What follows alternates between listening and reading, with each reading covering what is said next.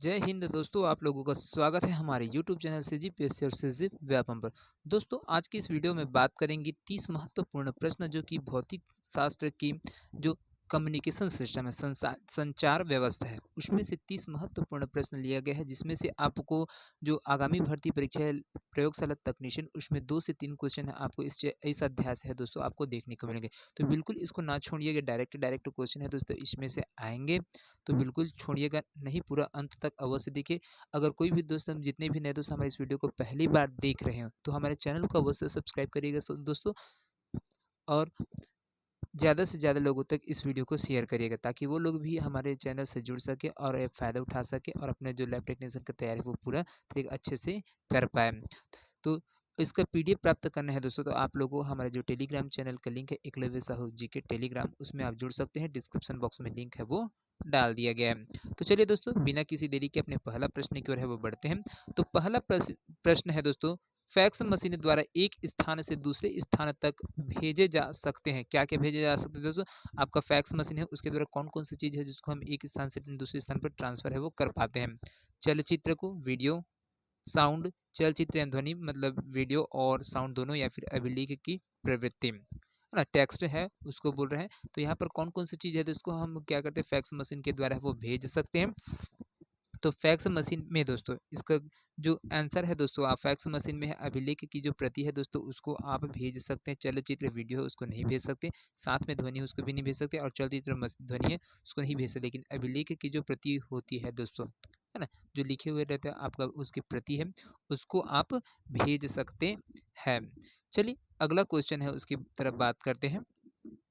अगला प्रश्न है दोस्तों, शल्य चिकित्सा में लेजर पुंज का उपयोग होता है क्योंकि उसमें होती है उच्च कोटि की एक वर्णिल, उच्च कोटि की कला संबंधता, उच्च कोटि की दैर्शिकता, या फिर उच्च कोटि की फोकस क्षमता।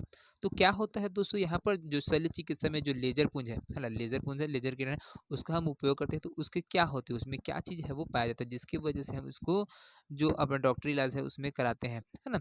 तो इसके लिए क्या चीज आ जाएगा दोस्तों, आपका जो उच्च कोटि की जो कला संबंधता है तो दोस्तों लेजर पुंज में है वो होता है, जिसकी वजह से आपको यहाँ पर जब शल्य चिकित्सा के लिए जाते हो तो लेजर पुंज का है उसका उपयोग है वो किया जाता है। तो आपका ऑप्शन बी है वो बिल्कुल सही हो जाएगा दोस्तों। चलिए अगला प्रश्न की ओर है वो बढ़ते हैं। अगला प्रश्न है दोस्तों, श्रव्य तरंगों को वाहक तरंगों से अध्यारोपित करने की प्रक्रिया को क्या कहते हैं? प्रसारण कहते हैं, अभिग्रहण कहते हैं, मॉड्यूलन कहते हैं, या फिर संसूचन कहते हैं? तो यहाँ पर क्या आ जाएगा दोस्तों, यहाँ पर जो श्रव्य तरंगों को वाहक तरंगों से अध्यारोपित करने की जो प्रक्रिया है दोस्तों, वो क्या कहलाता है? तो यहाँ पर मॉड्यूलन कहलाता है दोस्तों। क्या कहलाता है? मॉड्यूलन कहलाता है दोस्तों, है ना। चलिए अगला प्रश्न की ओर है वो बढ़ते हैं। अगला प्रश्न है दोस्तों, यहाँ पर देख सकते हो आप, यहाँ पर जो चौथा नंबर का क्वेश्चन है उसका देख सकते हैं। लेजर किरणों का उपयोग दूरी मापन में किया जाता है क्योंकि ये एक वर्णी होते हैं, ये अत्यधिक ध्रुवित होते हैं, ये कला संबंधित होते हैं, या फिर ये उच्च कोटि के समांतर किरण होते हैं। तो किसके वजह से दोस्तों, हाँ यहाँ पर है जो लेजर किरण उसका उपयोग हम दूरी मापने के लिए करते हैं। तो इसमें इसका जो कारण क्या है, तो वो है दोस्तों, इसका जो कारण है वो है दोस्तों आपका क्या है, ये एक प्रकार से जो है कि कला संबंधित होती है, जिसकी वजह से हम लेजर किरण है उसका उपयोग हम दूरी मापन में है वो करते हैं। कारण क्या है, यहाँ पर इसका जो कला संबंध है वो होती है। चलिए अगला प्रश्न की ओर है वो बढ़ते हैं। अगला प्रश्न है दोस्तों, यहाँ पर जो श्रव्य आवृत्ति का जो प्रास है वो कितना होता है? 0 से 20 हर्ट्ज होता है, 20 से 2000 हर्ट्ज होता है, 20 हर्ट्ज से 20 किलो हर्ट्ज होते हैं, फिर 20 से 20 मेगा हर्ट्ज होता है। तो यहाँ पर जो श्रव्य आवृत्ति का जो प्रास है दोस्तों वो कितना होता है, तो पूछा है। तो इसका जो करेक्ट आंसर है दोस्तों वो हो जाएगा आपका 20 से 20 हजार हर्ट्ज तक होता है, मतलब 20 हर्ट्ज से 20 किलो हर्ट्ज तक है आपका जो श्रव्य आवृत्ति है उसका प्रास है वो होता है। चलिए अगला क्वेश्चन की ओर है वो बढ़ते हैं दोस्तों। अगला प्रश्न है, निम्नलिखित में से ट्रांसड्यूसर कौन सा नहीं है? यहाँ पर जो ट्रांसड्यूसर है दोस्तों वो कौन सा नहीं है? माइक्रोफोन ट्रांसड्यूसर नहीं है, ट्रांसफार्मर, लाउड स्पीकर, या फिर प्रकाश विद्युत सेल। तो इसका करेक्ट आंसर है दोस्तों वो क्या चीज आएगा? तो इसका जो करेक्ट आंसर है दोस्तों वो हो जाएगा आपका ट्रांसफार्मर है दोस्तों। क्या है, ये आपका ट्रांसड्यूसर है वो नहीं है दोस्तों। बाकी आपका माइक्रोफोन, लाउड स्पीकर और प्रकाश विद्युत से ये ट्रांसड्यूसर के अंतर्गत आते हैं, बाकी आपका ट्रांसफार्मर है, ट्रांसड्यूसर नहीं है। चलिए अगला क्वेश्चन की ओर है बढ़ते हैं। अगला क्वेश्चन है दोस्तों, मॉड्यूलन का उद्देश्य क्या चीज है? एनालॉग सिग्नल से डिजिटल सिग्नल में रूपांतरित करना, या फिर दो पार्श्व बैंड उत्पन्न करना, या फिर उच्च आवृत्ति तरंगों की सहायता से श्रव्य आवृत्ति को संचरित करना, या फिर इनमें से कोई नहीं। तो क्या हो जाएगा दोस्तों, यहाँ पर जो मॉड्यूलन का जो उद्देश्य है दोस्तों, वो क्या चीज है, एक्चुअल में है क्या चीज? तो ये है दोस्तों आपका क्या हो जाएगा, जो मॉड्यूलन का उद्देश्य है वो उच्च आवृत्ति तरंगों की सहायता से श्रव्य आवृत्ति को संचरित करना मॉड्यूलन का उद्देश्य है दोस्तों। चलिए अगला प्रश्न की ओर है वो बढ़ते हैं। अगला प्रश्न यहाँ पर देख सकते हैं, आयाम मॉड्यूलम में होता क्या है? आयाम मॉड्यूलम में क्या चीज होता है दोस्तों? वाहक तरंग का आयाम श्रव्य तरंग की आवृत्ति के अनुसार परिवर्तित होता है। वाहक तरंग की आवृत्ति श्रव्य तरंग की आवृत्ति के अनुसार परिवर्तित होती है। फिर वाहक तरंग का आयाम श्रव्य तरंग के आयाम के परिवर्तित होती है। तो यहाँ पर क्या चीज हो जाएगा दोस्तों? और एक चीज और है यहाँ पर, जो चौथा है वो है, देख सकते हैं यहाँ पर, वाहक तरंग की आवृत्ति श्रव्य तरंग के आयाम के अनुसार परिवर्तित होती है। तो देख सकते हैं ये चारों ऑप्शन है, आप लोगों को दिख रहा होगा। तो इसका कारण क्या है, जो आपका आयाम मॉड्यूलन में होता क्या चीज है? तो आयाम मॉड्यूलन में दोस्तों आपका क्या होता है, आयाम मॉड्यूलम, उसमें वाहक तरंग का आयाम है वो श्रव्य तरंग के आयाम के अनुसार परिवर्तित होता है दोस्तों। आपका ऑप्शन सी है वो बिल्कुल करेक्ट हो जाएगा। चलिए अगला प्रश्न की ओर है बढ़ते हैं दोस्तों। अगला प्रश्न है दोस्तों, आयाम मॉड्यूलन में मॉड्यूलन अच्छा माना जाता है, जबकि मॉड्यूलन की गहराई, आयाम मॉड्यूलन में मॉड्यूलन अच्छा माना जाता है, जबकि मॉड्यूलन की गहराई क्या होती है दोस्तों? 50% हो, 100% हो, 100% से अधिक हो, या फिर 0 से 50% के बीच हो। तो किस अवस्था में दोस्तों यहाँ पर जो मॉड्यूलन की जो गहराई होना चाहिए आयाम मॉड्यूलन में, तो उसको कब अच्छा मानेंगे हम मॉड्यूलन को? तो ये कितना परसेंट होना चाहिए दोस्तों? तो इसका जो करेक्ट आंसर हो जाएगा 100%। जैसे ही होगा आयाम मॉड्यूलन में जो मॉड्यूलन है दोस्तों वो 100% हो, तब हम उसको अच्छा मॉड्यूलन है वो मानते हैं, क्योंकि इनकी जो मॉड्यूलन की गहराई वो 100% होती है। चलिए अगला प्रश्न की ओर है वो बढ़ते हैं। अगला प्रश्न है दोस्तों, 50% आयाम मॉड्यूलम में यदि वाहक तरंग का अधिकतम आयाम 12 मेगावोल्ट हो, तो न्यूनतम आयाम कितना होगा? 10 मेगावोल्ट, 8 मेगावोल्ट, 6 मेगावोल्ट, या फिर 4 मेगावोल्ट। तो इसका जो करेक्ट आंसर है दोस्तों वो क्या हो जाएगा? तो आपका ऑप्शन डी है वो बिल्कुल सही हो जाएगा दोस्तों, 4 मेगावोल्ट इसका न्यूनतम आयाम है वो होगा। अगला क्वेश्चन है दोस्तों, मॉडेम कार्य करता है ईमेल भेजने का, धारा को प्रवर्धित करने का, इलेक्ट्रॉनिक विधि से दस्तावेज को एक स्थान से दूसरे स्थान तक प्रेषित करने के, या फिर एनालॉग से डिजिटल तथा इसकी विपरीत डिजिटल से एनालॉग में रूपांतरित करने का। तो क्या क्या करता है दोस्तों, ये जो मॉडेम का कार्य है वो क्या होता है ना? तो मॉडेम का जो कार्य है दोस्तों वो हो जाएगा एनालॉग से डिजिटल तथा इसके विपरीत डिजिटल से एनालॉग में रूपांतरित करने का काम कौन करते थे? मॉडेम है वो करते हैं। मॉड्यूलर और डीमॉड्यूलर, मॉडेम का जो फुल फॉर्म होता है दोस्तों मॉड्यूलेटर और डीमॉड्यूलर। तो मॉडेम कब होता है दोस्तों? तो मॉडेम है वो एनालॉग से डिजिटल रूप में है, जब क्या करते हैं सिग्नल है भेजते हैं तब वो मॉडेम कहलाता है ना, मॉड्यूलर कहलाता है। और डीमॉड्यूलेटर कहलाता है दोस्तों जब डिजिटल से एनालॉग में रूपांतरित करते हैं सिग्नल्स को, तब वो डीमॉड्यूलेटर है वो कहलाता है। तो तो दोनों को शॉर्ट में मॉडेम कहता है, और उनका कार्य क्या है? एनालॉग से डिजिटल तक, है ना, और इसके विरुद्ध डिजिटल से वो एनालॉग में रूपांतरण करता है। चलिए अगला प्रश्न की ओर है वो बढ़ते हैं दोस्तों। अगला प्रश्न है, निम्न संचार तंत्र की बैंड चौड़ाई अधिक होती है। तो यहाँ पर संचार तंत्र की जो बैंड चौड़ाई अधिक होती है किसकी होती है दोस्तों? अंतरिक्ष संचार की, प्रकाशिक तंतु संचार की, लाइन संचार की, या फिर उपग्रह संचार की। तो किसका होता है दोस्तों यहाँ पर जो बैंड चौड़ाई अधिक होती है? तो किस प्रकार का जो कम्युनिकेशन है उसका होता है ना? तो देख सकते हैं यहाँ पर इसका जो करेक्ट आंसर हो जाएगा दोस्तों प्रकाशिक तंतु संचार है ना। ऑप्टिक फाइबर सिस्टम है उसका आपका जो बैंड चौड़ाई हो दोस्तों वो अधिक हो जाता है। प्रकाशिक तंतु संचार इसका जो बैंड चौड़ाई है वो सर्वाधिक होती है, अधिक होती है ना। अगला है प्रकाशिक संसूचक है डायोड, लेजर, एलईडी, लेजर, या फिर फोटो डायोड। तो यहाँ पर दोस्तों जो प्रकाशित संसूचक के रूप में किसको है निरूपित करते हैं दोस्तों? तो इसका जो करेक्ट आंसर हो जाएगा दोस्तों वो हो जाएगा आपका फोटो डायोड है, क्या है? प्रकाशित संसूचक के रूप में आता है। चलिए अगला क्वेश्चन की ओर है वो बढ़ते हैं। अगला प्रश्न है दोस्तों, आयन मंडल से परावर्तित होने वाली जो तरंग है वो क्या कहलाती है? भू तरंग कहलाती है, आंतरिक तरंग कहलाती है, आकाशीय तरंग कहलाती है, फिर माइक्रो तरंग कहलाती है। तो क्या कहलाता है दोस्तों, जब आयन मंडल से कोई भी किरण जो वेव है वो परावर्तित रिफ्लेक्ट होती है तो उसको क्या बोलते हैं? तो उसको दोस्तों आपका जो आकाशीय तरंग है ना, वो स्काई आकाशीय तरंग है वो कहा जाता है। अगला क्वेश्चन है, तो दूर संचार के लिए कौन सी तरंग उपयुक्त है? पराबैंगनी, अवरक्त, सूक्ष्म तरंग या फिर दृश्य प्रकाश? ये क्वेश्चन है दोस्तों आपका एफडीएलटी एग्जाम का 24 में हुआ था, उसमें पूछा कि दूर संचार के लिए कौन सी तरंग है वो उपयुक्त होता है दोस्तों।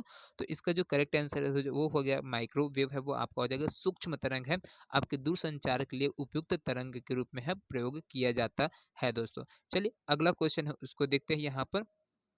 अगला क्वेश्चन है दोस्तों, बहुत ही महत्वपूर्ण क्वेश्चन है दोस्तों, ये भी बहुत ही ज्यादा महत्वपूर्ण क्वेश्चन है ना। तो देखिएगा, बताइएगा, आयन आयाम माडुलित तरंग में सूचना किसमें ले जाई जाती है? ऊपरी साइड बैंड के द्वारा, निचला साइड बैंड के द्वारा, वाहक के द्वारा या फिर साइड बैंड्स के द्वारा? तो यहाँ पर देखिए दोस्तों, जो आयाम मांडुलित तरंग में है ना, तो जो सूचना है उसको किस माध्यम से है वो ले जाया जाता है दोस्तों? तो इसका जो करेक्ट आंसर है दोस्तों वो हो जाएगा आपका ऑप्शन डी, साइड बैंड्स के द्वारा है दोस्तों आयाम मांडुलित तरंग को है वो सूचना में है वो ले जाया जाता है। चलिए अगला क्वेश्चन है उसको देखते हैं। अगला क्वेश्चन है दोस्तों, लेजर किरण पुंज उच्च कला संबंध होती है, अतः इसमें निम्नलिखित में से प्रयुक्त किया जा सकता है? व्यतिकरण का, विवर्तन का, ध्रुवण का या फिर रदरफोर्ड प्रकीर्णन के द्वारा? तो क्या होगा दोस्तों, जब लेजर किरण पुंज उच्च कला संबंध होती है तो इसे किस रूप में है वो प्रयुक्त किया जा सकता है? तो ये हो जाएगा दोस्तों आपका ऑप्शन ए है, जब व्यतिकरण होता है दोस्तों। लेजर किरण पुंज उच्च कला संबंध में होता है तब दोस्तों ये क्या होता है, व्यतिकरण में प्रयुक्त है वो किया जाता है। चलिए अगला क्वेश्चन है उसके लिए देखते हैं। अगला क्वेश्चन है, लेजर किरण पुंज में क्या होता है? हल्के पदार्थ के कण होते हैं, इलेक्ट्रॉन्स होते हैं, उच्च कला संबंध का फोटान होता है या फिर अंतरिक्ष की किरणें होती है? तो क्या चीज होता है दोस्तों इसमें? तो इसका जो करेक्ट आंसर है दोस्तों वो हो जाएगा आपका जो लेजर किरण पुंज है दोस्तों उस उच्च कला संबंध के जो फोटान है वो होते हैं। चलिए अगला क्वेश्चन की ओर है वो बढ़ते हैं। अगला क्वेश्चन है, लेजर किरण पुंज एक वर्णी होता है, इसका अर्थ यह है कि इसमें क्या चीज पाया जाता है दोस्तों? जैसे लेजर किरण एक वर्णी होगा तो इसमें क्या क्या चीज है वो पाया जाएगा, है ना। तो देख सकते हैं यहाँ पर ऑप्शन में दिए है एकल आवृत्ति, संकीर्ण चौड़ाई, बृहत चौड़ाई या फिर अनेक रंग। तो क्या होगा दोस्तों, यहाँ पर देख सकते हैं आपका जो क्या है लेजर किरण पुंज एक वर्णी होता है, तो इसका अर्थ है वो क्या होता है दोस्तों? एकल आवृत्ति होगा या फिर संकीर्ण चौड़ाई होगा या फिर बृहत चौड़ाई या फिर अनेक रंग हो गए। तो इसका जो करेक्ट आंसर है दोस्तों वो हो जाएगा आपका ऑप्शन ए है, बिल्कुल सही हो जाएगा, एकल आवृत्ति होता है दोस्तों। चलिए अगला क्वेश्चन की ओर है वो बढ़ते हैं। अगला क्वेश्चन है, श्रव्य सिग्नल का प्रसारण नहीं किया जा सकता क्योंकि सिग्नल में शोर अधिक होता है, सुदूर संचार के लिए सिग्नल को प्रवर्धित नहीं किया जा सकता है, प्रेषित एंटीना का आकार अति लघु होगा जिसकी डिजाइन करना संभव नहीं है, फिर प्रेषित एंटीना का आकार अति विशाल अतः अव्यवहारिक है। तो क्या है ऑप्शन है दोस्तों इसका जो करेक्ट आंसर हो जाएगा? तो वो हो जाएगा आपका ऑप्शन डी है, वो बिल्कुल सही हो जाएगा दोस्तों। श्रव्य सिग्नल का प्रसारण इसलिए नहीं किया जा सकता क्योंकि जो प्रेषित एंटीना का आकार है दोस्तों अति विशाल हो सकता है ना। चलिए अगला क्वेश्चन है दोस्तों, ये देख सकते हैं यहाँ पर, आवृत्ति मॉड्यूलन में मॉड्यूलित तरंग का आयाम वाहक तरंग की आवृत्ति के अनुसार होती है, परिवर्तित होती है, या फिर मॉड्यूलित तरंग की आवृत्ति मॉड्यूलक तरंग के आयाम के अनुसार होती है? तो यहाँ पर आवृत्ति मॉड्यूलन में होता क्या चीज है दोस्तों? यहाँ पर सी और डी और है ना। तो मॉड्यूलित तरंग का आयाम वाहक तरंग के आयाम के अनुसार होता है, फिर मॉड्यूलित तरंग की आवृत्ति वाहक तरंग की आवृत्ति के अनुसार बदलती है।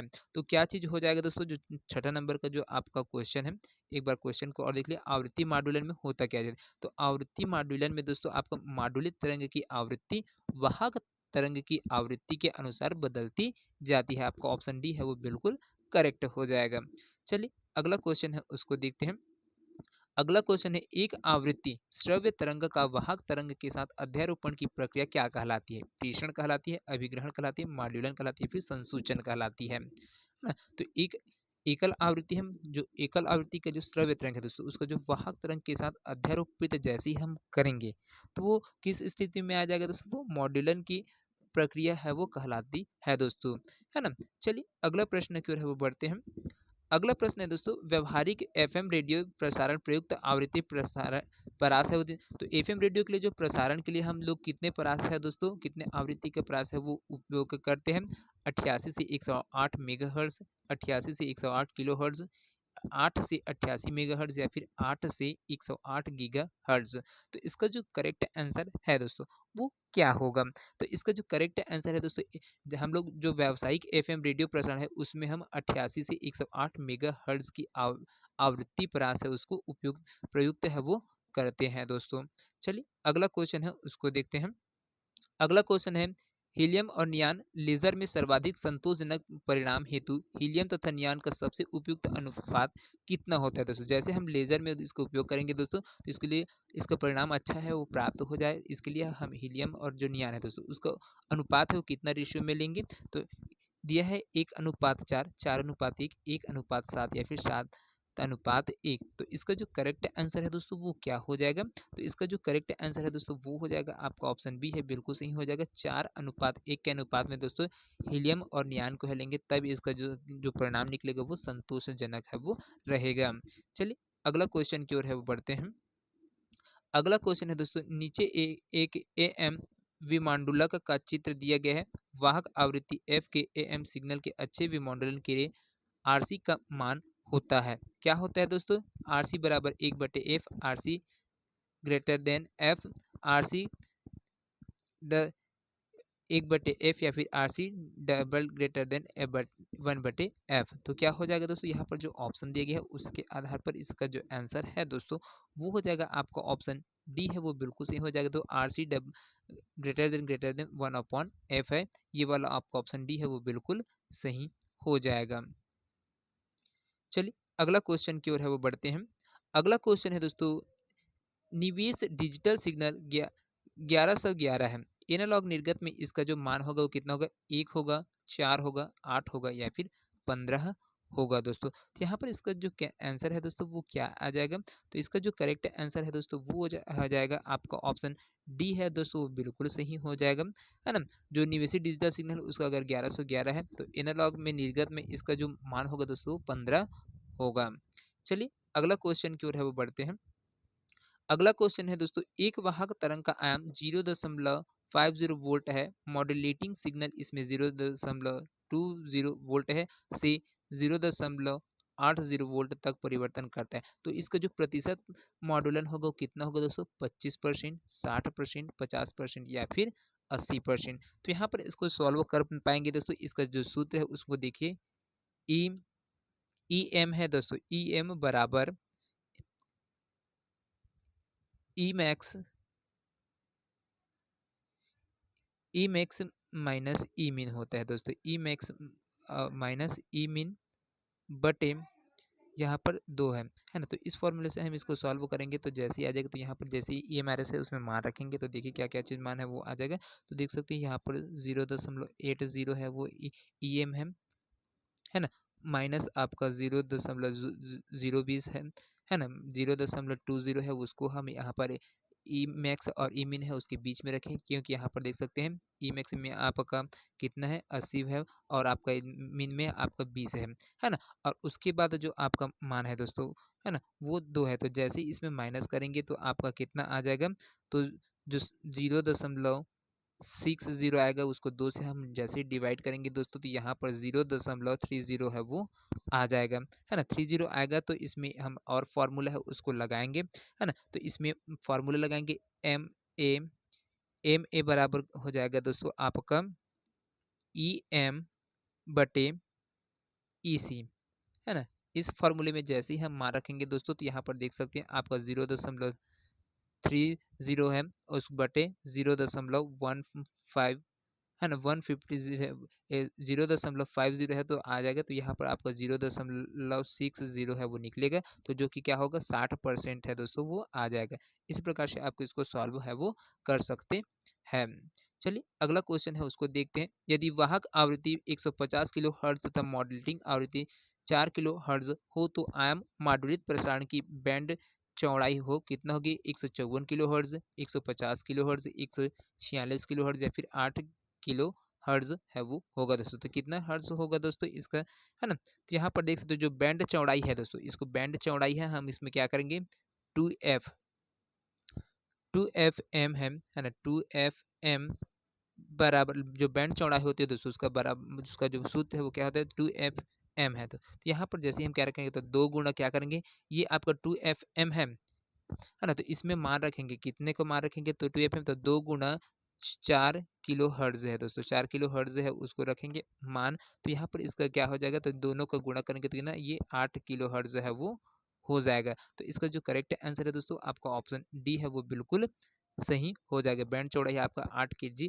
हर्ट्ज है वो होता है। इसका जो फॉर्मूला है वो देख सकते हैं, 2F और एम है, ये फार्मूला में इसका मान है। जैसे ही लगेगा तो मॉडलिंग आवृत्ति है वो, और इसको जो प्रसारण की जो बैंड चौड़ा है उसको हम निकाल सकते हैं। चलिए अगला क्वेश्चन है उसको देखते हैं। अगला क्वेश्चन है दोस्तों यहाँ पर, श्रव्य सिग्नलों की उचित एप्रोप्रिएट बैंड चौड़ाई कितनी होती है। 8 hertz, 8 kg hertz, 8 mega hertz या फिर 8 गीगा हर्ट्ज होता है। तो कितना होता है दोस्तों यहाँ पर जो श्रव्य सिग्नलों की जो उचित बैंड चौड़ाई है वो कितना होता है। तो इसका जो करेक्ट आंसर है दोस्तों वो हो जाएगा आपका ऑप्शन बी है, वो बिल्कुल सही हो जाएगा। 8 kHz है दोस्तों आपको श्रव्य सिग्नल, उसकी जो बैंड चौड़ाई होती है वो 8 kg हर्ट्ज है वो होता है।